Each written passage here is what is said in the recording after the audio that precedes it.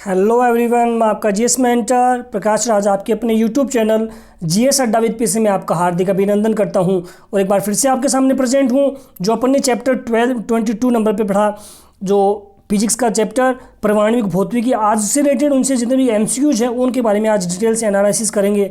तो सबसे पहले यही कहूँगा कि मेरे जितने भी न्यू फ्रेंड्स वीडियो को देख रहे हैं वो चैनल को विद बेल आइकन बटन अवश्य सब्सक्राइब कर लीजिएगा और चैनल को वीडियो को अंत तक वॉच कीजिएगा फ्रेंड्स, और आप अपनी जान पाएंगे कि मैंने आपके सामने क्या कंटेंट प्रस्तुत किया है और आप उसमें कितना क्या नॉलेज, आपने चैप्टर को कितना क्या आपको लर्न हुआ है। तो जितने भी तो बढ़ते हैं अपने पहले क्वेश्चन की ओर और आप उनका कमेंट बॉक्स में आंसर अवश्य दीजिएगा फ्रेंड। तो सबसे पहले क्वेश्चन की बात करते हैं। तो अपने सबसे जो पहला क्वेश्चन वो ये है कि धन किरणें होती हैं। क्वेश्चन ये है आपके सामने कि धन किरणें होती हैं। ए, उच्च आवृत्ति की किरणें या विकिरण। बी, रेडियो सक्रिय पदार्थ से उत्सर्जित अल्फा कण। सी, धन आयन पुंज। डी, पॉजिट्रॉन पुंज। तो आप कमेंट बॉक्स में मुझे इसका राइट आंसर बता सकते हैं फ्रेंड। तो इसका राइट आंसर होगा ऑप्शन सी, धन आयन पुंज। जो धन किरणें होती हैं वो हमेशा धनावेशित होती हैं, उनके मतलब हमेशा पॉजिटिव चार्ज होता है, इसलिए वो किस पुंज का, एक धनायन पुंज का निर्माण करती हैं। ओके फ्रेंड, बढ़ते हैं नेक्स्ट क्वेश्चन। कैथोड किरणें होती हैं। ए, धनावेशित कणों से मिलकर बनती हैं। बी, इनका विशिष्ट आवेश E/m सार्वत्रिक नियतांक नहीं है। सी, कणों से मिलकर बनी होती हैं। प्रत्येक कण का द्रव्यमान इलेक्ट्रॉन के द्रव्यमान के बराबर होता है। डी, प्रत्येक कण का द्रव्यमान अधिक तथा विसर्जन नली में उपस्थित परमाणु भार के बराबर होता है। तो आपको कमेंट बॉक्स में इसका राइट आंसर बताना है।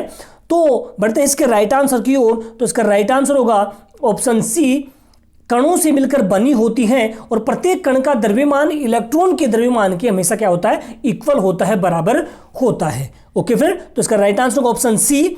बढ़ते हैं नेक्स्ट क्वेश्चन। नेक्स्ट क्वेश्चन है परमाणु कक्षकों में निम्न ऊर्जा स्तर से उच्च ऊर्जा स्तर में इलेक्ट्रॉन संक्रमण में उत्सर्जित विकिरण की ऊर्जा ए, तरंग दैर्ध्य के समानुपाती होती है।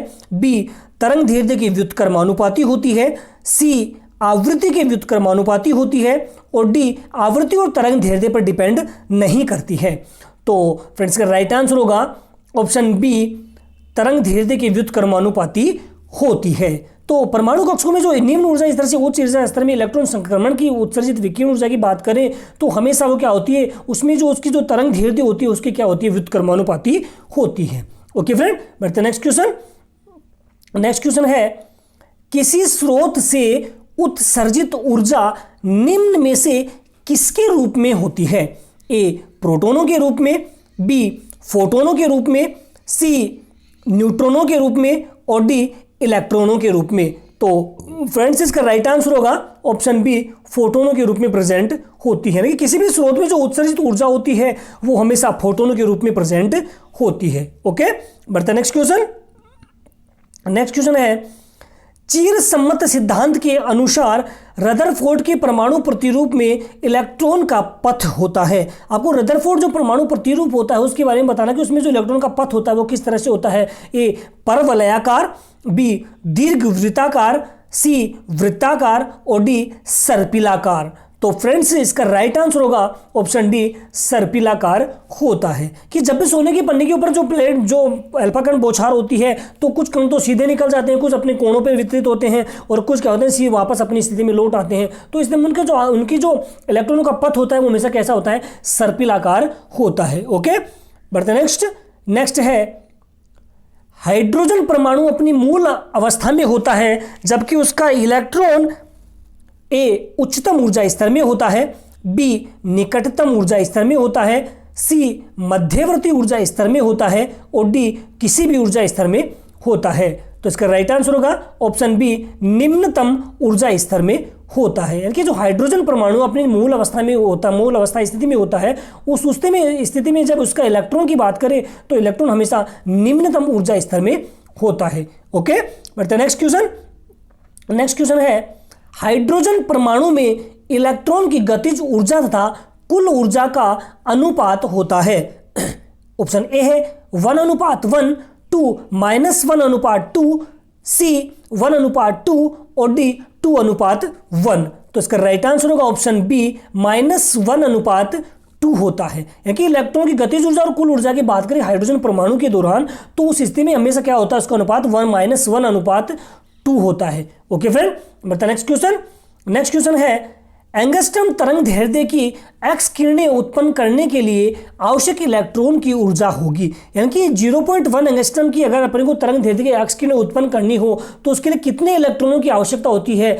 तो ऑप्शन ए है 1.98 into 10⁻16 joule, B 19.8 into 10⁻16 joule, C 0.198 into 10⁻16 joule और डी 1980 इंटू 10⁻16 जूल। तो फ्रेंड्स का राइट आंसर होगा ऑप्शन सी 0.198 इंटू 10⁻16 जूल होती है। कि 0.1 एंगस्ट्रॉम की अगर अपने को तरंग दैर्ध्य की किरणें उत्पन्न करनी हो तो उसके लिए कम से कम इलेक्ट्रॉनों की कितने की ऊर्जा आवश्यकता होगी?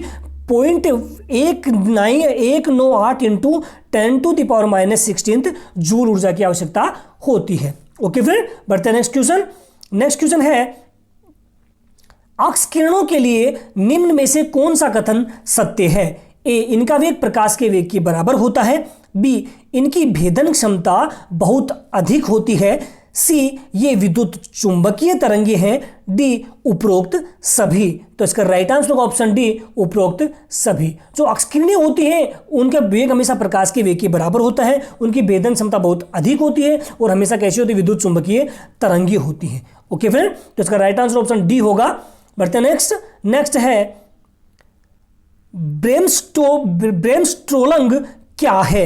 ए, ब्रेन की बीमारी, बी, सतत अक्स किरण स्पेक्ट्रम की उत्पत्ति की घटना, सी, अभिलाक्षणिक अक्स किरण स्पेक्ट्रम की उत्पत्ति की घटना और डी, बोहर परमाणु प्रतिरूप में इलेक्ट्रॉनों के उच्च ऊर्जा स्तर से निम्न ऊर्जा स्तर में संकरण में उत्सर्जित विकिरण। तो आपको बताना है कि जो ब्रेनस्ट्रोलंग क्या है, तो इसका राइट आंसर होगा ऑप्शन सी, अभिलाक्षणिक अक्स किरण स्पेक्ट्रम की उत्पत्ति की घटना होती है। यानी कि जो अक्स किरण स्पेक्ट्रम, अभिलाक्षणिक अक्स किरण स्पेक्ट्रम होता है उसकी उत्पत्ति की घटना क्या होती है? ब्रेनस्ट्रोलंग होती है। ओके फ्रेंड, बढ़ते हैं नेक्स्ट क्वेश्चन। तो फ्रेंड्स अगर आपको कंटेंट अच्छा लग रहा हो तो वीडियो को अवश्य लाइक कीजिएगा। बढ़ते हैं नेक्स्ट क्वेश्चन। अभिलाक्षणिक स्पेक्ट्रम होता है ए, सतत, बी, रेखीय, सी, रेखीय तथा सतत और डी, न तो रेखीय और नहीं सतत। तो इसका राइट आंसर होगा ऑप्शन बी, रेखीय होता है। जो अभिलाक्षणिक स्पेक्ट्रम होता है, स्पेक्ट्रम होता है वो कैसा होता है? हमेशा रेखीय प्रवृत्ति का होता है। ओके, बढ़ते हैं नेक्स्ट क्वेश्चन। नेक्स्ट क्वेश्चन है अभिलाक्षणिक अक्स किरणों की तरंग दैर्ध्य का मान निम्न में से किसके ऊपर डिपेंड करता है? ए, लक्ष्य के ताप पर, बी, लक्ष्य के आकार पर, सी, लक्ष्य के द्रव्यमान पर और डी, लक्ष्य के परमाणु क्रमांक पर। तो इसका राइट आंसर होगा ऑप्शन डी, लक्ष्य के परमाणु क्रमांक पर। अगर बात करें अभिलाक्षणिक अक्स किरण स्पेक्ट्रम के तरंग दैर्ध्य के मान की, तो हमेशा किसके ऊपर डिपेंड करता है? उसके परमाणु क्रमांक के ऊपर डिपेंड करता है। ओके, बढ़ते हैं नेक्स्ट क्वेश्चन। नेक्स्ट है हाइड्रोजन परमाणु अक्स किरणें उत्सर्जित नहीं करता है क्योंकि ए, इनका आकार बहुत छोटा है, बी, इसमें ऊर्जा स्तर एक दूसरे के बहुत निकट होते हैं, सी, इसके ऊर्जा स्तर एक दूसरे से बहुत दूर होते हैं और डी, इसमें एक ही इलेक्ट्रॉन होता है। तो इसका राइट आंसर होगा ऑप्शन बी, इसमें ऊर्जा स्तर एक दूसरे के बहुत निकट प्रेजेंट होते हैं। हाइड्रोजन जो परमाणु होता है उसमें अक्स किरणों के अपन उत्सर्जित नहीं करती। इसका कारण एक ही होता है कि इनके ऊर्जा स्तर होते हैं हमेशा एक दूसरे के बहुत ज़्यादा पास पास में प्रेजेंट होते हैं। ओके फ्रेंड, बढ़ते हैं नेक्स्ट क्वेश्चन।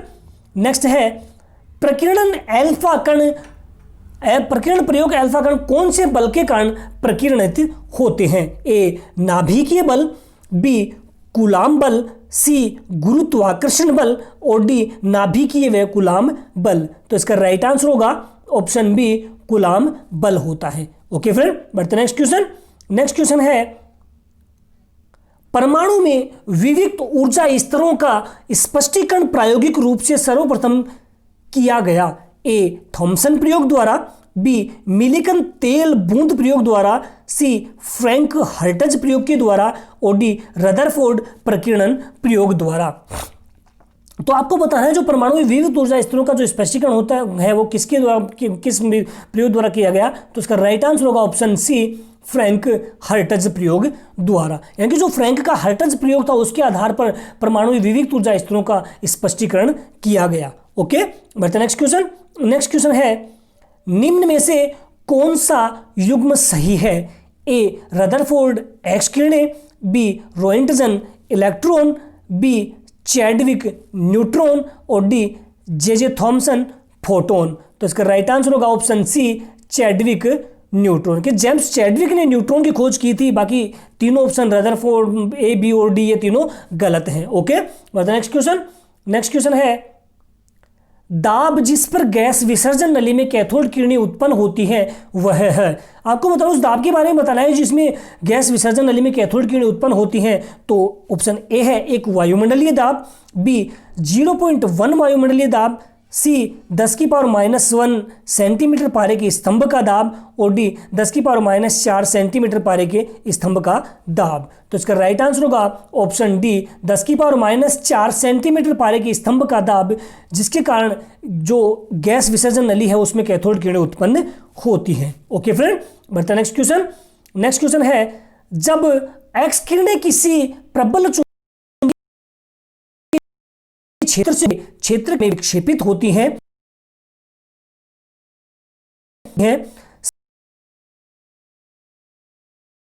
सी और डी, राइट आंसर होगा बिल्कुल विक्षेपित नहीं होती है। ओके, बढ़ते नेक्स्ट क्वेश्चन। नेक्स्ट क्वेश्चन है, अक्सकिरण उत्पादन की घटना के प्रतिलोम को क्या कहते हैं? ए प्रकाश विद्युत प्रभाव, बी युग्म उत्पादन, सी कांपटन प्रकीर्णन और डी उपयुक्त सभी। तो इसका राइट आंसर होगा ऑप्शन ए, प्रकाश विद्युत प्रभाव। यानी कि अक्सकिरण उत्पादन की घटना का जो प्रतिलोम होता है उसको प्रकाश विद्युत प्रभाव के नाम से जाना जाता है। ओके, बढ़ते हैं नेक्स्ट क्वेश्चन। बोहर सिद्धांत की अभिग्रहित भौतिकी किन सिद्धांतों पर आधारित है? ए क्वांटम सिद्धांत, बी चीर सम्मत सिद्धांत, सी क्वांटम व चीर सम्मत सिद्धांत और डी हाइजेनबर्ग का अनिश्चितता का सिद्धांत। तो आपको बताना है जो बोहर सिद्धांत के अभिग्रहित भौतिकी है वो किस सिद्धांतों पर आधारित है? तो इसका राइट आंसर ऑप्शन बी, चीर सम्मत सिद्धांतों के ऊपर आधारित होता है। ओके फ्रेंड, बढ़ते नेक्स्ट क्वेश्चन। नेक्स्ट क्वेश्चन है, तो thank you friends, thanks for listening and watching this video. तो दोस्तों कैसा लगा आपको आज का कंटेंट? क्या वाकई में आपको लगता है कि अगर आज का कंटेंट आप किसी भी फैमिली मेंबर या किसी फ्रेंड्स की जो कंपटीशन एग्जाम की प्रिपरेशन कर रहे हैं उनके लिए बहुत ही ज़्यादा हेल्पफुल साबित हो सकता है, तो आप जाइए और आपके जितने भी ज़्यादा सोशल मीडिया ग्रुप में ज़्यादा इसको शेयर कीजिए। अब इससे इतना सा होगा, कहीं ना कहीं आपके फ्रेंड को अच्छा लगेगा, वो आपको थैंक्स कहेंगे और मेरा भी एक जो छोटा सा मैसेज वो आप लोगों तक पहुँच पाएगा।